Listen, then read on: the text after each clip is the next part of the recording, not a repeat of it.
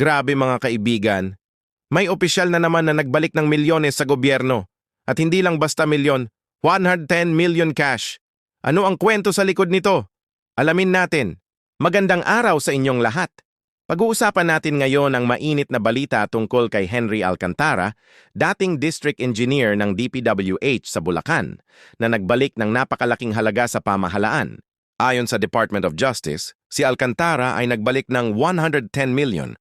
Oo, tama ang narinig ninyo, 110 milyong piso pabalik sa gobyerno. Isinuko ito sa pamamagitan ng kanyang abogado at sinuri mismo ng Bureau of the Treasury at Land Bank para masigurong legit at kumpleto ang pera. Ang pagbabalik ng halagang ito ay parte ng tinatawag na restitution o pagbabalik ng perang umano'y nakuha sa hindi tamang paraan habang nagpapatuloy ang investigasyon sa mga anomalya sa flood control projects. Pero eto pa, ayon sa DOJ, hindi dito nagtatapos ang obligasyon niya.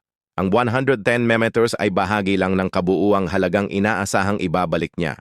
May commitment daw siyang ibalik humigit kumulang 300 million at may posibilidad pang mas malaki ang kabuuang sangkot na pera.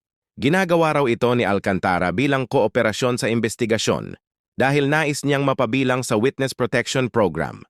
Pero malinaw ang DOJ. Ang pagbabalik ng pera ay hindi automatikong nangangahulugang wala na siyang pananagutan.